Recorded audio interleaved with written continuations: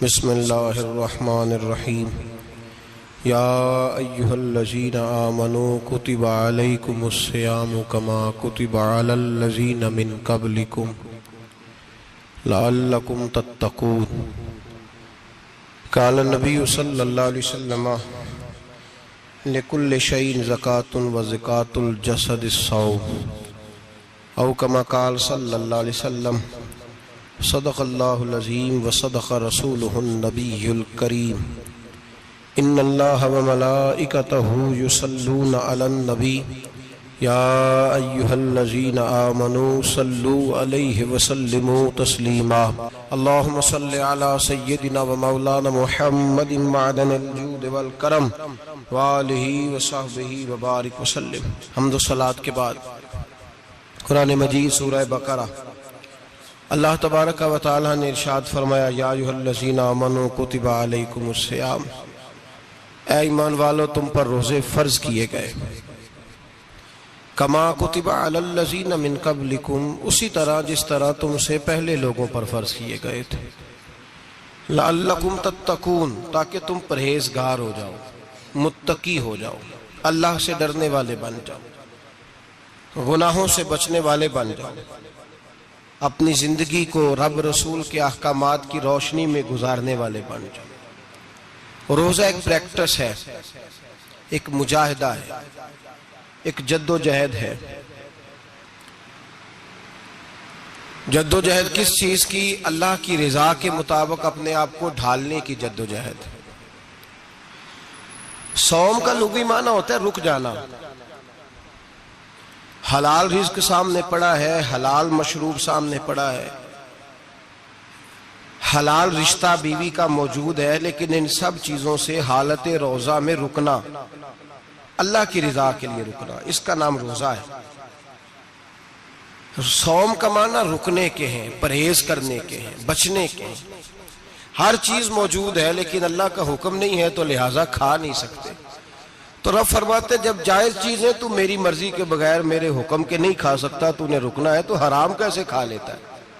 اب جائز چیز کے لیے تجھے حکم ہے، میں کہوں تو کھائے گا، میں کہوں تو نہیں کھائے گا۔ میں نے حکم دے دیا جائز ہے، روٹی ہے، کھانا ہے، گوشت ہے، تیری فریج میں پڑا سارا کچھ، تو با اختیار ہے، منہ میں دانت بھی ہیں، ہضم کرنے کو ہاضمہ بھی ہے، بھوک کی شدت بھی ہے، پر میری اجازت کے بغیر تو کھا سکتا۔ روزہ رکھ لیا، اب تجھے حکم نہیں کہ تو کھائے۔ جب جائز چیز میری مرضی کے بغیر نہیں کھا سکتا تو ناجائز کیسے کھائے گا؟ میرے نبی پاک علیہ السلام نے اپنے خوبصورت الفاظ کے اندر اس مفہوم کو بیان فرمایا۔ محبوب پاک صلی اللہ علیہ وسلم فرماتے جس نے جھوٹ نہیں چھوڑا، غیبت نہیں چھوڑی، برائی نہیں چھوڑی، اللہ کو اس کے بھوکے پیاسے رہنے کی کوئی ضرورت نہیں۔ وہ کاہے کا رکا ہے؟ جب کوئی کام تو اس نے اللہ کی رضا والا کیا نہیں۔ روزہ رکھ کے دغا کر رہا ہے، روزہ رکھ کے جھوٹ بول رہا ہے، روزہ رکھ کے کم ماپ رہا ہے، تول رہا ہے، دھوکہ دے رہا ہے، رشوت لے رہا ہے، فراڈ کر رہا ہے، حرام کا مال کٹھا کر کے کہتا ہے اس میں سے چلو 10 دیگیں بھی پکا دیں گے۔ وہ بھائی جو کام اللہ نے تجھے کرنے کو حکم دیا تھا، جب تو وہ بجا ہی نہیں لا رہا، مقصد روزہ ہی تو حاصل، لعلکم تتقون۔ روزے کا مقصد یہ ہے کہ تو پرہیزگار ہو جائے۔ میرے نبی پاک علیہ السلام کی بارگاہ عالی مرتبت میں 2 عورتیں آئیں، یہ چیزیں کھا لو، کہنے لگی محبوبہ ہم نے روزہ رکھا ہوا ہے۔ فرمایا نہیں، تمہارا تو روزہ نہیں ہے، حضور رکھا ہوا ہے روزہ، سحری سے لے کر اب تک کچھ نہیں کھایا، شام تک بھی نہیں کھائیں گی۔ محبوب نے فرمایا ذرا کہہ تو کرو، الٹی تو کرو۔ کہہ کی تو ان کے حلق سے خون بھی نکلا اور گوشت کے لوتھڑے بھی نکلے، پھوٹیاں بھی نکلی۔ نبی پاک نے فرمایا وہاں بیٹھ کے تم نے اپنے جاننے والوں کی غیبت نہیں کی، چغلی نہیں کھائی؟ خاموش ہو گئیں، گردنیں جھک گئیں۔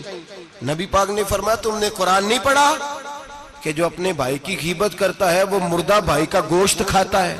تو گوشت کھا کے بھی تمہارا روزہ رہ گیا ہے۔ کس طرح کا روزہ ہے کہ صاحب روزہ رکھ کے نہ رکھنے والوں پہ تنقید کر رہے ہیں۔ تراویحاں پڑھ کے نکلے ہیں تو کہتے ہیں میں اکیلا ہی نیک ہوں، باقی تو محلے میں کوئی پڑھتا ہی نہیں۔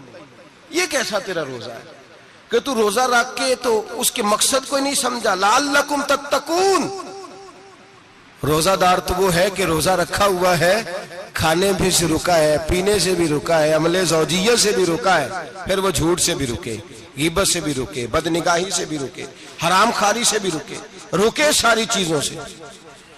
یہ بتلائیے کہ روزے کی حالت میں اپنی بیوی کے پاس جانا منع ہے تو غیر محرم کو دیکھنا جائز ہے؟ ہمارے ٹی وی پہ میں نے پہلے بھی کہا تھا کہ ہم ٹھیکیدار اور ذمہ دار نہیں ہیں مذہب کے۔ یہاں ہمارے آنے سے پہلے بھی کوئی بیٹھا تھا، ہم مریں گے تو یہاں ہم سے بڑے بڑے نیک لوگ بیٹھیں گے، کوئی بندہ ذمہ دار نہیں ہے۔ بڑے بڑے کج کلا، صاحب جبہ و دستار، بڑے بڑے صاحب بصیرت، آئمہ، فقہاء، علماء، زعماء، نقباء، صوفیاء، اولیاء، غوث، کتب، ابدال، اوتاد، کتب الاقطاب، جانے کون کون آئے، علماء آئے، مفسرین آئے، محدثین آئے، گزر گئے۔ ہم تو خاک نشین لوگ ہیں، تھوڑا کام کرنے والے، تھوڑی صلاحیت رکھنے والے۔ لیکن بھائی اگر کرتے ہیں تو ایک کام کرتے ہیں، ساتھ دوسرا نہیں کرتے۔ یہ کس طرح کا دین سکھانے لوگ نکلے کہ شوال سے لے کر شعبان تک گانا سنایا جائے گا، شعبان سے لے کر شوال تک ناچ گانا کیا جائے گا، شوال سے لے کر شعبان تک دھما چوکڑی ہوگی، رمضان آئے گا تو حدیثیں سنائی جائیں گی، رمضان آئے گا تو لوگوں کو قرآن پڑھ کے سنایا جائے گا۔ یہ مذہب بانج نہیں ہے کہ گویے مذہب سکھائیں گے، ایکٹر مذہب سکھائیں گے۔ یہ مذہب بانج نہیں ہے کہ ایک گلاس کے اندر پہلے شراب پی لو، پھر اسی گلاس میں رمضان آئے تو شہد بانٹنا شروع کر دو۔ یہ بانج نہیں، یہ میرے رسول اللہ کا مذہب ہے۔ اگر تمہیں شوق ہے دین سیکھنے سکھانے کا، یکم رمضان کو توبہ کرو اور کہو کہ ہم ٹی وی پہ بیٹھ کے حدیثیں سنائیں گے تو سارا سال سنائیں گے، اور جس زبان سے حدیث نکلے گی پھر اس سے کبھی گندا گانا نہیں نکلے گا، پھر کبھی ناچ گانا نہیں ہوگا۔ یہ کون سا مذہب ہے جو بیویاں سکھا رہی ہیں؟ یہ کون سا دین ہے جو عورتیں سکھا رہی ہیں؟ میرے رسول پاک صلی اللہ تعالی علیہ وآلہ وسلم کا وہ مذہب ہے کہ میرے اعلیٰ حضرت فاضل بریلوی رحمت اللہ علیہ نے فرمایا، مرد کے لیے جائز نہیں کہ وہ عورت کی زبان سے میلاد بھی سنے، نعت بھی سنے۔ مرد کے لیے جائز نہیں، مرد کو مرد سکھائے گا، عورت سکھائے گی تو عورتوں کو سکھائے گی۔ بے شک آپ سویرے فتویٰ دیجئے کہ چھوٹی سی مسجد میں بیٹھ کے، چھوٹے سے کونے میں بیٹھ کے چھوٹا سا مولوی، اور وہاں تو اتنے بڑے مفتی ٹی وی پہ بیٹھے ہوئے، وہ غلط ہے تو صحیح ہے کیسے ہو گئے؟ سنو، میرے نبی پاک علیہ الصلوۃ والسلام کے مذہب کا حسن یہ ہے کہ اسلام کہتا ہے ایک نظر بی بی کو دیکھا کسی نے غلطی سے تو معافی ہو جائے گی، دوسری نظر شہوت سے دیکھا تو حرام ہے اس کے لیے، وہ پاکستان کا مولوی ہو یا سعودی عرب کا شاہ ہو، کسی کے لیے عورتوں کے بیچ پھرنا اٹھنا بیٹھنا جائز ہے۔ میرے نبی پاک صلی اللہ تعالی علیہ وسلم نے فرمایا ہے میں عورتوں سے مصافحہ کرنے نہیں آیا، اور میرے نبی پاک صلی اللہ علیہ وسلم نے فرمایا ہے، حضور فرماتے لیکن نا کتا بالکل ناپاک نہیں ہوتا، کتے کا تھوک ناپاک ہوتا ہے، یا کتا گیلا ہو جائے تو ناپاک ہوتا ہے، لیکن خنزیر سارا ناپاک ہوتا ہے، کل ناپاک ہے خنزیر۔ نبی پاک نے فرمایا خنزیر بھی ہو اور گند میں لتھڑا ہوا بھی ہو، پیشاب میں لتھڑا ہوا ہو، گوبر میں لتھڑا ہوا ہو، پخانے اور فضلے میں لتھڑا ہوا خنزیر ہو، اس کا جسم تیرے ساتھ ٹکرا جائے تو اتنا برا نہیں جتنا غیر محرم عورت کا وجود تیرے ساتھ ٹکرا جائے تو برا ہے۔ اس حد تک میرے نبی پاک صلی اللہ علیہ وسلم، اور گنبد کے معاملے میں فتویٰ دینے والے، یا رسول اللہ کہنے پر کفر کا فتویٰ دینے والے اور بڑی بڑی باتیں کرنے والے خاموش کیوں ہو گئے؟ یا ایھا الذین آمنوا لا تتخذوا اليہود والنصارى اولیاء، رب فرماتا ہے یہودیوں اور عیسائیوں کو دوست نہ بناؤ، یہ تمہارے دوست ہو سکتے، یہ تمہارے سجن ہو سکتے؟ جب عرش کا مالک کہہ رہا ہے سجن نہیں ہو سکتے تو دوستی کی بات کیسے بڑھا رہا ہے؟ یا رسول اللہ ہمارے سجن کون ہو سکتے ہیں؟ فرمایا تمہارا دوست وہ ہو سکتا ہے جو محمد عربی کا غلامی کرنے والا ہو، جو رسول اللہ کی نوکری کرنا ہو دوست ہوگا۔ دوسرا دوست ہو سکتا؟ کوئی ایکٹر مذہب نہیں سکھائے گا، کوئی گویہ مذہب نہیں سکھائے گا۔ حضرت جناب سیدنا جنید بغدادی، بغداد کے پیر سے کسی نے پوچھا تھا آج سے 1100-1200 سال پہلے، وہ تو زمانہ ویسے نیکی اور پرہیزگاری کا تھا، کہا بابا جی مرد اور عورت نیک ہو، بغیر پردے کے بغیر حجاب کے بغیر دیوار کے بیٹھ کر ایک دوسرے کو دین سکھا سکتے ہیں؟ حضرت صاحب بتائیے، مرد اور عورت نیک ہو تو بغیر پردے اور حجاب کے ایک دوسرے کو دین سکھا سکتے ہیں؟ تو حضرت جنید بغدادی فرمانے لگے سکھانے والا حسن بصری ہو اور سیکھنے والی رابعہ بصری ہو تو پھر بھی بغیر پردے کے بیٹھنے کی اجازت نہیں۔ تو مفتی صاحب کو اجازت کس نے دی؟ مولانا صاحب کو اجازت کس نے دی؟ بڑا وہ نہیں ہوتا جو ٹی وی پہ زیادہ آتا ہے، بڑا وہ ہوتا ہے جو رسول اللہ کے دین پہ عمل زیادہ کرتا ہے۔ حضرت عبداللہ ابن مسعود رضی اللہ تعالیٰ عنہ فرماتے زیادہ باتیں کرنے والا عالم نہیں ہوتا۔ حضور پھر عالم کون ہوتا ہے؟ فرمایا پڑھو قرآن، انما یخشی اللہ من عبادہ العلماء۔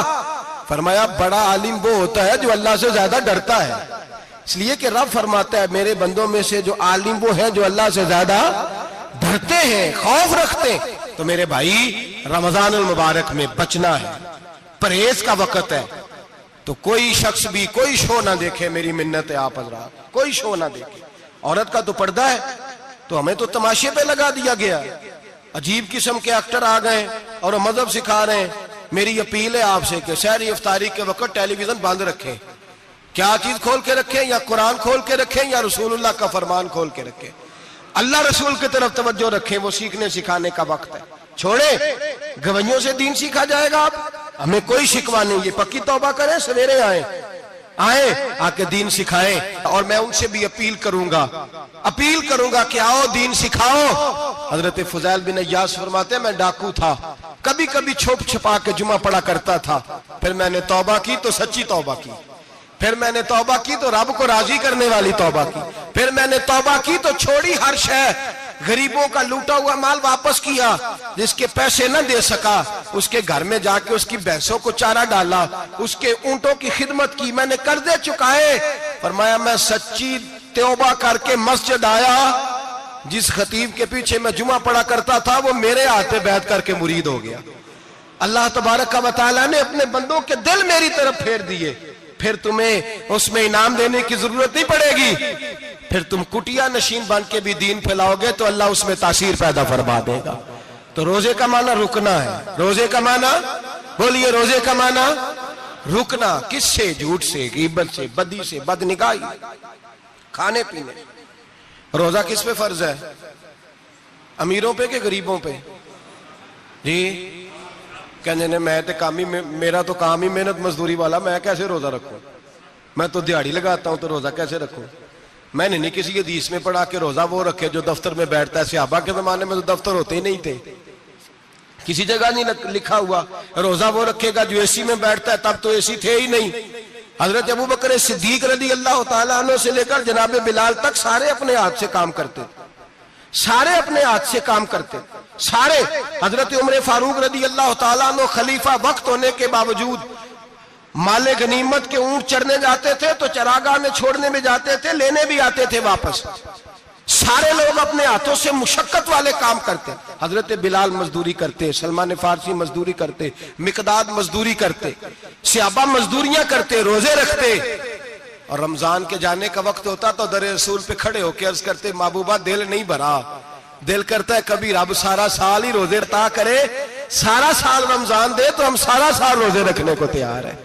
جذبہ تھا، طاقت تھی، ہمت تھی۔ آج نوجوان لڑکا ہے کہتا ہے مجھ سے بھوک برداشت نہیں ہوتی۔ میرے بھائی رب بیماری لا دینا، اللہ سے دعا مانگے اللہ شفائے عطا فرمائے، اور دعا کریں اللہ آزمائش سے محفوظ فرمائے۔ آپ یقین کریں میں نے لوگوں کو دیکھا ہے حلق سے قطرہ نہیں اترتا، خوراک کی نالی لگی ہوئی ہے، اعلیٰ غذائیں پکی ہوئی پڑی ہیں، عرش کا مالک کہتا ہے میں تیرے حلق سے گزرنے نہیں دوں گا، قانون بن گیا۔ میں نے دیکھا ہے ڈرپ پہ لوگ زندہ ہیں، بوتل لگی ہوئی ہے گلوکوز کی، گزارا چل رہا، اعلیٰ غذائیں پڑی ہیں، لاکھوں روپیہ تجوری میں پڑا ہے۔ مالک کہتا ہے تو نہیں کھا سکتا، تو وہ کھانے نہیں دیتا، نہیں کھانے دیتا۔ ایک شخص یورپ کے علاقے کا، میں کسی کالم نویس کا پڑھ رہا تھا، وہ کہتا ہے میری خربوں میں جائیداد ہے لیکن میرے معدے میں ایسی تکلیف ہے کہ میں آٹے کو چھان کر جو اوپر سے بورا نکلتا ہے صرف وہ کھا سکتا ہوں، اس کے علاوہ میں کائنات کی کوئی نعمت کھا نہیں سکتا۔ اور میرے بھائی وہ جب چاہے تو بڑے بڑے کھانے کھانے سے تجھے روک دے، تیرے دانت چبانے کے قابل نہ رہے، زبان نگلنے کے قابل نہ رہے، معدہ تیرا ہضم کرنے کے قابل نہ رہے، وہ جب چاہے تو جو مرضی کر لے۔ وہ کہتا چل تو میری مرضی پہ چلنا، 1 مہینہ میرے کہنے پہ نہ کھا، 1 مہینہ میرے کہنے پہ نہ کھا، تو یا اللہ تو کیا کرے گا؟ فرمایا صوم تصحو، میرے نبی پاک نے فرمایا تم روزے رکھو، اللہ تمہیں صحت عطا فرما دے گا، اللہ تندرستیاں دے دے گا، شفائیں دے دے گا۔ تم روزے رکھو، اللہ تمہیں، سبحان اللہ، اللہ تمہیں، اللہ طاقت دیتا ہے، ہمت دیتا ہے، اللہ ہمت دیتا ہے۔ میں نے دیکھا ہے، میں نے بزرگوں کو دیکھا ہے، ضعیف لوگوں کو دیکھا ہے، کمزور لوگوں کو دیکھا ہے، میں نے دیکھا ہے روزے رکھتے ہوئے، مزدوروں کو دیکھا ہے روزے رکھتے ہوئے۔ میں اپنے ابا جی کو کہتا ابا جی اتنی سخت گرمی اور مزدوری آپ کرتے اور مزدوری کے عالم میں روزہ رکھتے، تو کہتے پتر روزہ کی آندا ہے، روزہ کدوں کو جاندا ہے، روزہ اپنی جگہ تے وے مزدوری اپنی جگہ ہوتے۔ اور کئی دفعہ مینوں فرمان لگے، مینوں یار سمجھ کوئی نہیں لگدی، پتہ نہیں روزیاں چ اللہ طاقت کتھوں دے چھڑدا ہے، اتنی زیادہ کام بھی زیادہ کریدا ہے تے روزہ بھی بھائی صوم تصحو، میرے مصطفیٰ نے فرمایا تو روزہ رکھ، اللہ تجھے صحت عطا فرما دے گا۔ رب تعالیٰ تجھے، یہاں ہوٹل کھلے ہوئے ہیں، یہاں عجیب حالات ہیں، ہوٹل کھلے ہوئے ہیں، لوگ بہانے ڈھونڈتے پھرتے ہیں، کہتے ہیں کٹ لگ گیا تھا، ذرا تھوڑا سا خون نکل آیا، سنی پلاس لگائی تو روزہ نہیں رکھا، یہ ذرا مجھے تھوڑی دقت ہو گیا تو میں نے روزہ نہیں رکھا، کھانسی لگ گئی تو روزہ نہیں رکھا۔ او خدا کے بندے، روزہ تو نعمت ہے، اور سبحان اللہ میرے نبی پاک نے فرمایا لکل شیء زکات و زکات الجسد الصوم، فرمایا ہر شے کی زکات ہوتی ہے، وجود کی زکات روزہ ہے، روزے رکھو جسم کی زکات نکل جائے گی۔ فاقہ کرنا بھی میرے نبی پاک کی سنت ہے، مسواک کرنا بھی سنت ہے، اور فاقہ کرنا بھی، مسواک والی سنت زیادہ اپناتے ہیں لوگ، فاقہ کرنا بھی نبی پاک کی سنت ہے۔ ایک صاحب مجھے کہنے لگے جناب بیٹھ کے کھانا حضور کی سنت ہے، میں نے کہا کبھی کبھی نہ کھانا بھی نبی پاک کی سنت ہے، نہ کھانا بھی حضور کی سنت ہے۔ اور ہمارے فقہاء نے لکھا ہے جو روٹی زیادہ کھاتا ہے اس میں 2 باتیں پیدا ہو جاتی ہیں، کیا کیا؟ ایک بولتا زیادہ ہے، دوسرا سوتا زیادہ ہے، غافل ہو جاتا ہے۔ فقہ اور حکیم اطباء ڈاکٹر کہتے ہیں کہ پیٹ خالی رہے نا جس آدمی کا، اس کا حافظہ مضبوط ہوتا ہے، اس کے ذہن کی گرہ کھلتی ہے، زیادہ کھانے سے تو خماری چڑھتی ہے، دماغ ڈھونڈتے پھرنا روٹی کدھر سے آج اچھی ہے، گھر میں نہیں پکی تو ہوٹل چلے جانا، کھانے کے سوا اور کام ہی کوئی نہیں۔ اور صاحب میرے نبی پاک علیہ السلام نے فرمایا کافر 7 آنتوں سے کھاتا ہے، 7 آنتوں سے، اور فرمایا میرا مومن 1 آنت سے کھاتا ہے، اس کے وجود میں کھانے والی 1 آنت ہے، کافر 7 آنتوں سے کھاتا ہے۔ فاقہ کشی سے نورانیت پیدا ہوتا ہے، کم کھانا۔ دیکھیں نا نبی پاک صلی اللہ علیہ وسلم نے اللہ سے فاقہ مانگ کے لیا ہے، یا اللہ 1 وقت روٹی دے، 1 وقت کا فاقہ دے، مانگ کے لیا ہے نبی پاک نے، مانگ کے۔ حضرت ابو ہریرہ رضی اللہ تعالیٰ عنہ فرماتے ہیں بھوک زیادہ لگتی تھی نا جب مجھے، تو میں حضرت عمر سے، ابو بکر سے، عثمان، مولا علی سے کوئی مسئلہ پوچھ لیتا تھا، اور جب میں مسئلہ پوچھتا تھا تو وہ مجھے روٹی کھلا دیتے تھے، جب میں ان سے مسئلہ پوچھتا تو وہ مجھے، حضرت ابو ہریرہ فرماتے ہیں مجھے بھوک لگی، میں حضرت عمر کے پاس گیا، ان سے مسئلہ پوچھا، ان کا رواج تھا جب میں مسئلہ پوچھتا تو پہلے روٹی کھلاتے۔ ہمارے بزرگ یہ فرماتے ہیں کہ کھانے کھلا کے دین پڑھاؤ، صرف تمہارا کتب خانہ نہیں کھلا ہونا چاہیے، تمہارا دسترخوان بھی کھلا ہونا چاہیے۔ کسی نے نبی پاک صلی اللہ علیہ وسلم سے پوچھا تھا بہترین مسلمان کون ہے؟ حضور نے فرمایا جو سلام لینے میں پہل کرے اور روٹی زیادہ کھلائے، جو روٹی ہر وقت فکر کرے یار تو روٹی کھا لے، روٹی کھانے کی طرف توجہ دلائے۔ کھلانا سنت ہے، زیادہ کھانا اس میں بھی فرق رکھیں۔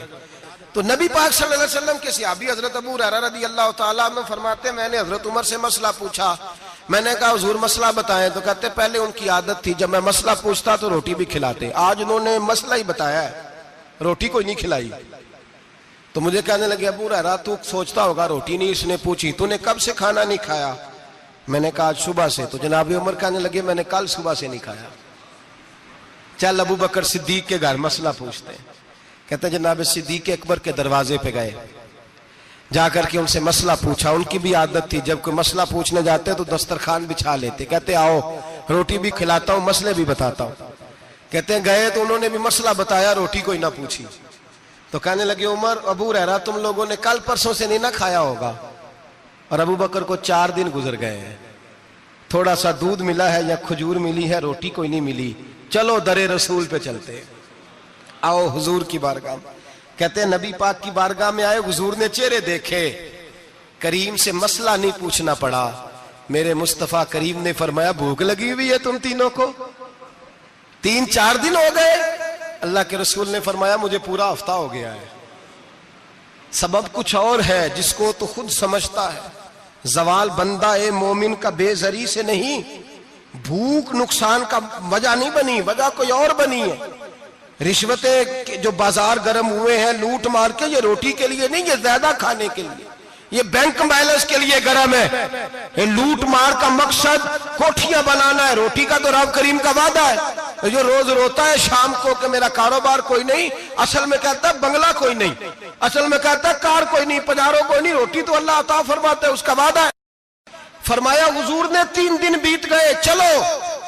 میرا بے تکلف صحابی ہے ابو الحسن انصاری، وہ بڑے نصیب والے ہوتے ہیں جن کو میرے نبی پاک خود کہتے تھے کہ تیری فلانی ذمہ داری ہے۔ اس زمانے کا تو کسی کو کہہ دیا جائے تیری ذمہ داری ہے تو کہتا ہے یہ تو پھٹیکے ڈالنے لگ گیا ہے، یہاں سے تو چھٹی کر جانی چاہیے۔ خوش ہوتے تھے صحابہ کہ ہماری ذمہ داری لگی۔ کہتے ہیں حضرت ابو الحسن انصاری کے گھر گئے، نبی پاک نے فرمایا بھوک بڑی لگی ہے، کھانا لا۔ کہتے ہیں حضور نے اسے کہا تو اس آدمی کو تو وجد ہی ہو گیا، اس نے کہا میرے اتنے نصیب کہ حضور کا یہ کھانا کھلا۔ آؤ دیکھو دنیا والوں، آج جو سب سے زیادہ عزت والا ہے وہ میرا مہمان بنا ہوا ہے۔ فرماتے ہیں وہ دوڑے گئے، بکری اٹھائی، ذبح کی، بیوی کو کہنے لگے روٹی تیار کر، ادھر کھجوریں توڑی، انگور توڑے، کہنے لگے حضور آپ جب تک تناول کریں تب تک کھانا پک جاتا ہے۔ حضرت عمر کہتے ہیں روٹی پک کے آئی، بڑا پیارا گوشت، بڑا اچھا سالن، بڑا خوبصورت خلوص والا کھانا۔ فرماتے ہیں میں نے بڑا ہی کھایا۔ نبی پاک نے نہ ایک روٹی لی اور چھوٹی چپاتی، تھوڑا تھوڑا سالن کونوں سے، اور جب نبی پاک نے کھا لیا تو حضور کی آنکھوں میں آنسو آئے۔ حضرت عمر کہنے لگے حضور روئے کیوں؟ نبی پاک نے فرمایا سوچتا ہوں 7 دن کے فاقے کے بعد کھایا ہے، پر ڈرتا ہوں رب اس کا حساب پوچھے گا تو جواب کیسے دینا ہے، اس کا حساب بھی تو دینا ہے نا جو کھایا ہے۔ تو حضرت عمر فاروق کے ہاتھ میں کچھ چیز تھی، زور سے زمین پہ ماری، کہا محبوبہ 7 دن کے بعد بھی روٹی کھائے تو حساب دینا ہے۔ نبی پاک فرمانے لگے عمر وہ مالک ہے نا، تو جب دیتا ہے تو حساب نہیں لے سکتا، حساب تو دینا ہے، حساب تو دینا ہے، تیاری رکھو۔ صحابہ کرام فرماتے ہم نے ارادہ کیا کہ آج کے بعد ہم پھر فاقے کریں گے، کم کھائیں گے، اس لیے کہ حساب دینا ہے۔ میرے بھائی وہ فاقہ کشی کرتے تھے، ڈرتے تھے۔ یہاں تو لوگ کھا کے بیمار ہیں، کھاتے جا رہے ہیں، سوتے جا رہے ہیں، کھاتے جا رہے ہیں، سوتے جا رہے ہیں۔ یہ بھی وقت آئے گا رمضان شریف کا، سویرے درس پہ آؤ کہتے نیند بڑی آتی ہے، سویرے 2 سپارے پڑھ کے سویا کرو کہتے صاحب نیند بڑی آتی ہے، فجر کے بعد ہی تو وقت ہوتا ہے اللہ اللہ کرنے کا، سحری کا، کھاتے جا رہے ہیں، سوتے۔ لوگ جماعت سے نماز نہیں پڑھتے سو جاتے، جماعت کا ثواب چھوڑ کے سو جائیں گے۔ بھائی رمضان مبارک میں فاقہ کشی کی ٹریننگ ہوتی ہے، فاقہ کشی کی تربیت لے، رمضان میں روکے اپنے آپ کو، تربیت ہوگی۔ اور ہمارے صوفیاء فرماتے ہیں جو زیادہ کھاتا ہے اس کا نفس اس کو زیادہ پہ مائل کرتا ہے، خواہشات نفس پیدا ہوتی ہیں۔ میرے نبی پاک علیہ السلام نے جوانوں کو حکم دیا ہے یا معاشر الشباب، او جوانوں، یا رسول اللہ کیا حکم ہے؟ فرمایا یا نکاح کر لو اگر طاقت ہے، نہیں طاقت تو روزے رکھو۔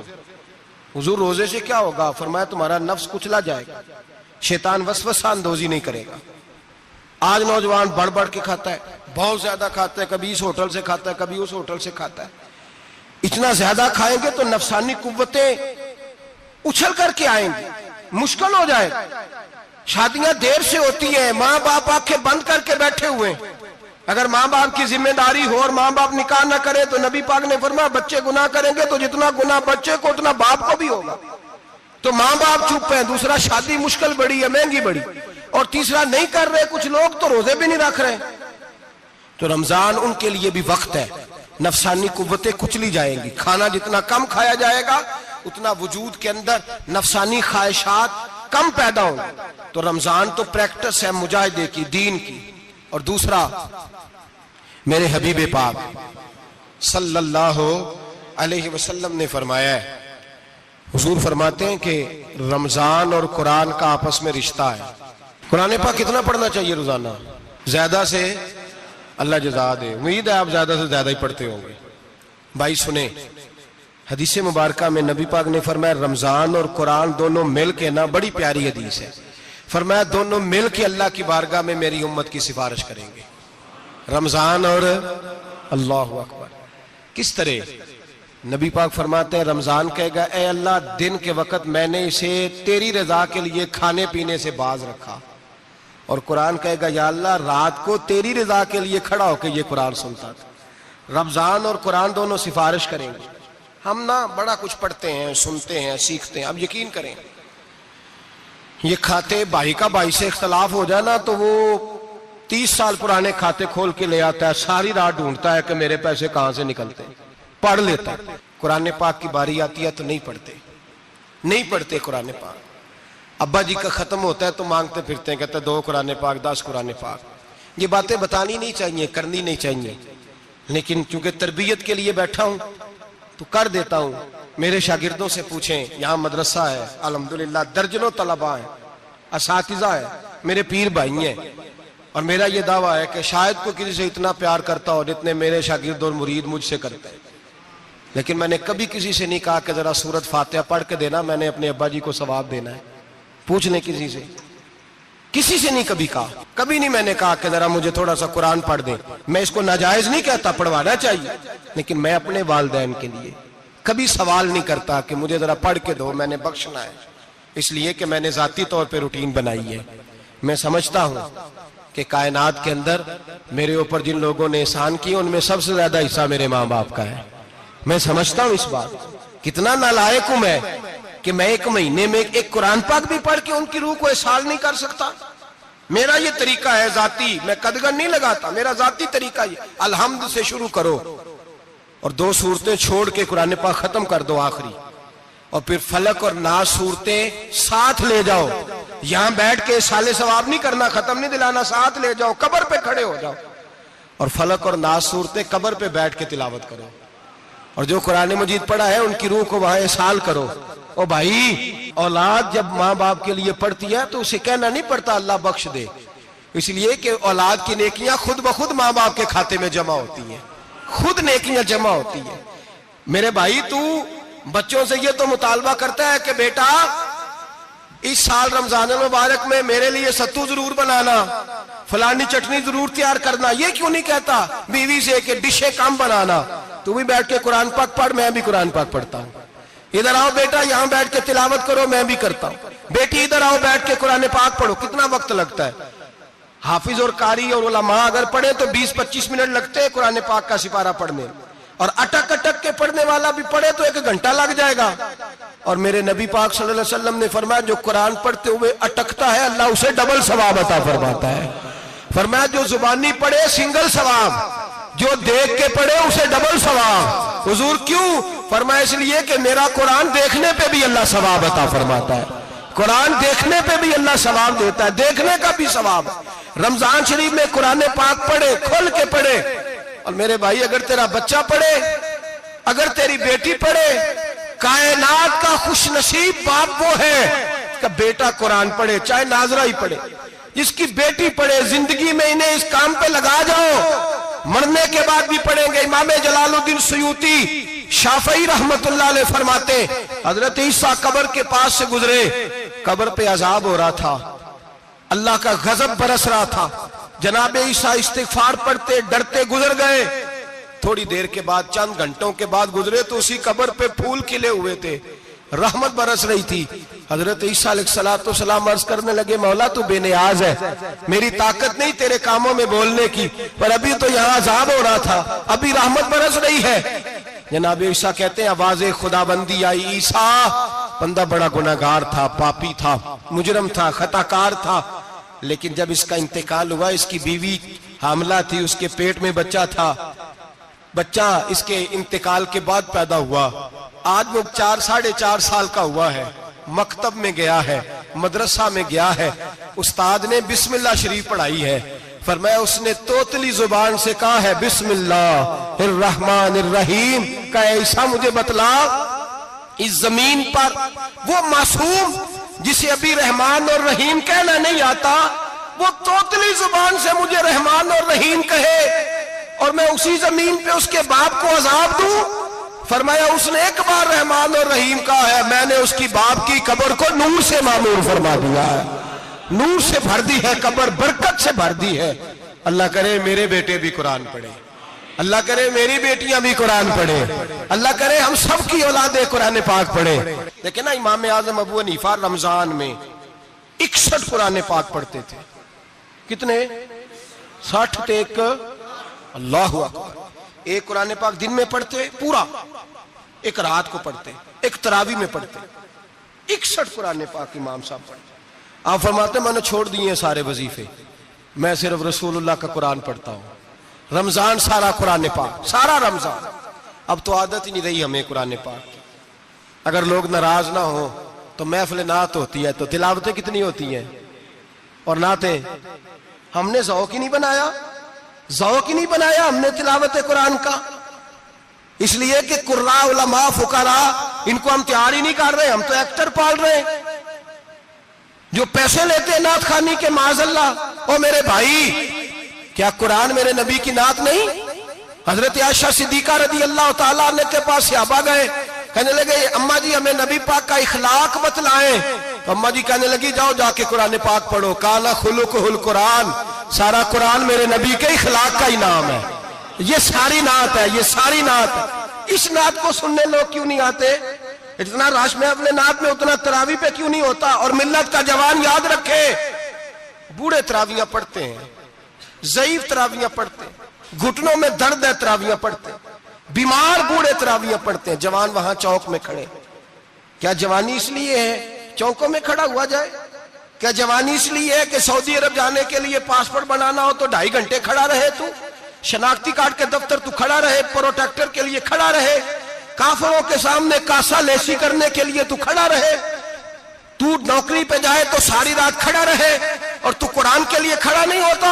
میرے محبوب نے فرمایا من قام ایمانا واحتسابا غفر له ما تقدم من ذنبه، فرمایا جو رمضان المبارک میں اللہ کی رضا کے لیے گناہوں کی معافی کے ارادے سے قیام کرے گا، راتوں کو عبادت کرے گا، اللہ اس کے پچھلے سارے گناہ معاف فرما دے گا۔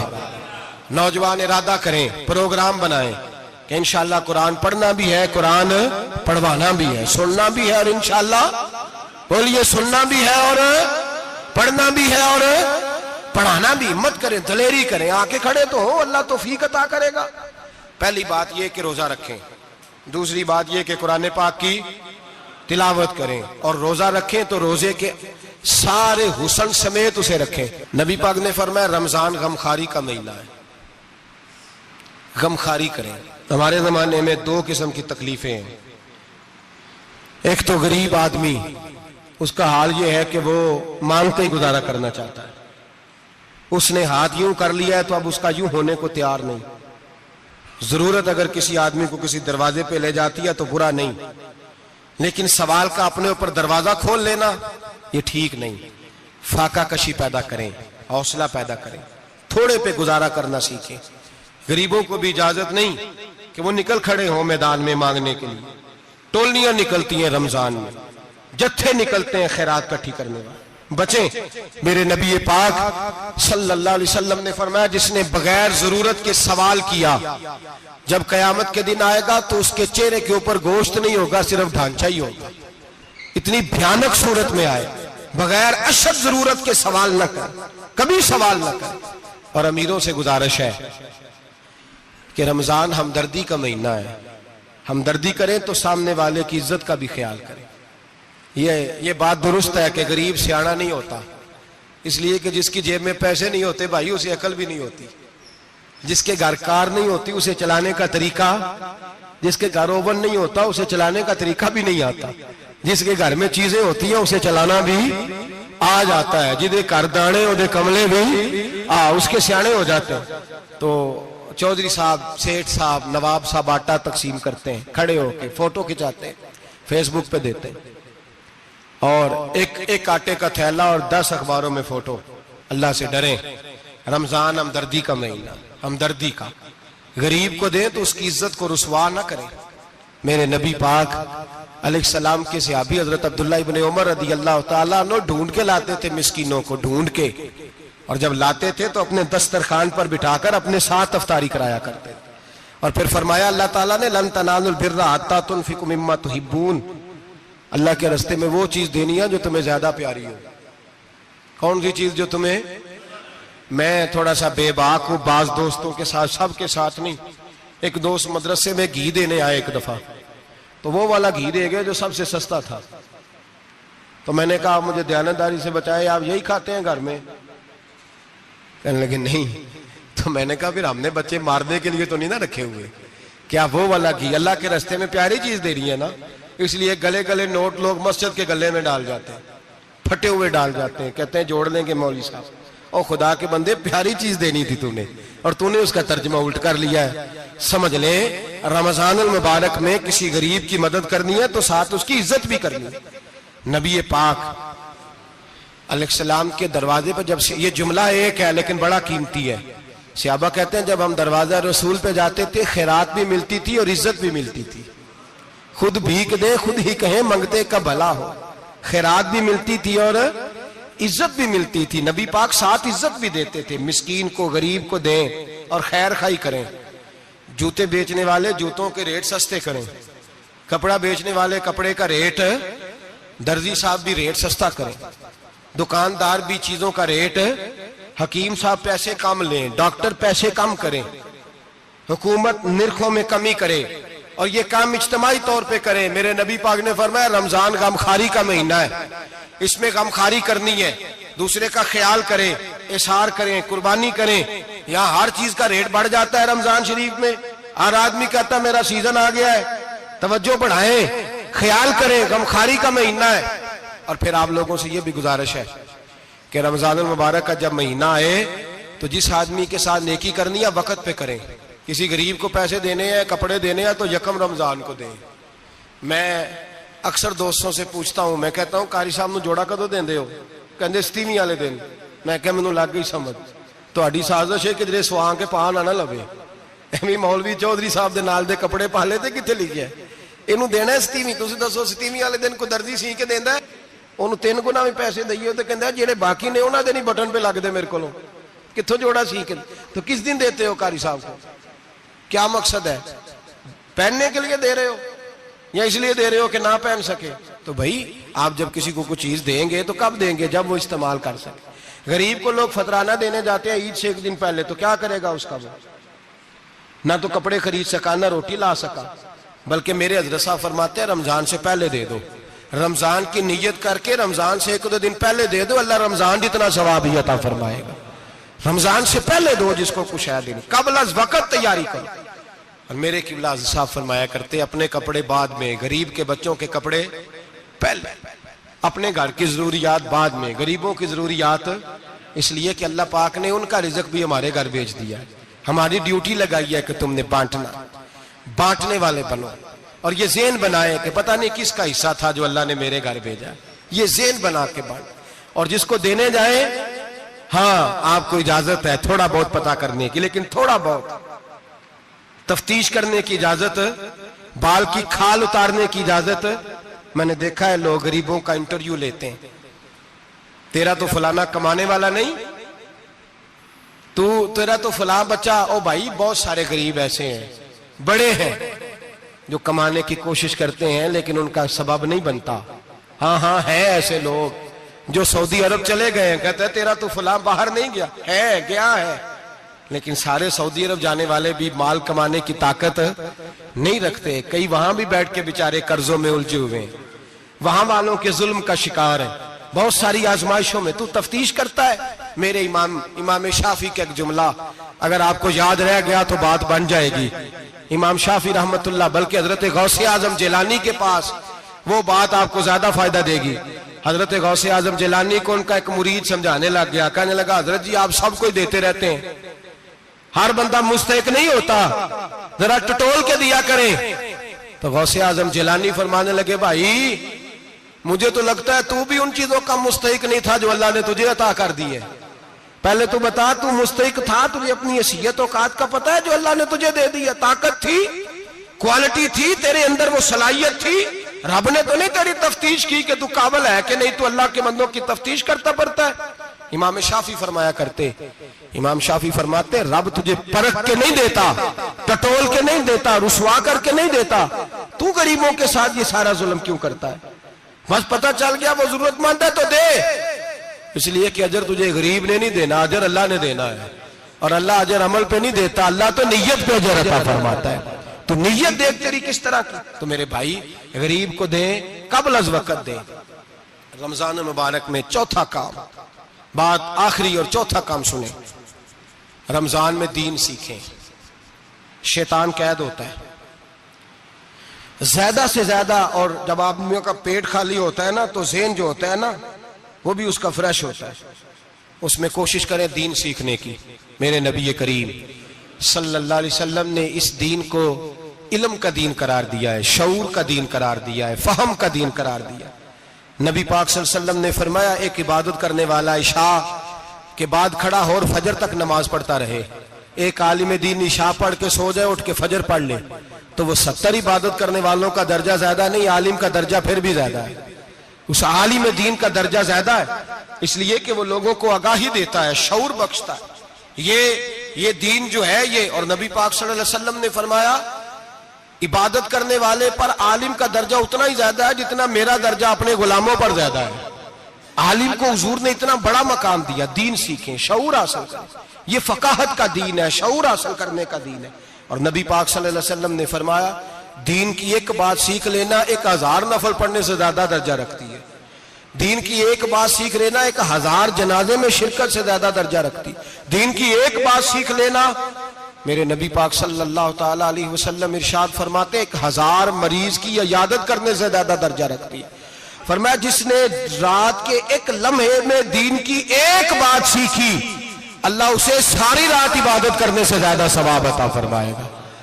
میرے ارشاد فرمایا کرتے جب سیکھنے والے کو یہ ثواب ملے گا تو بتائیے سکھانے والے کو کتنا ثواب ملے، اسے اللہ کتنا درد۔ رمضان آ رہا ہے، شیطان قید ہے، دین پھیلانے کی کوشش کریں، جد و جہد کریں۔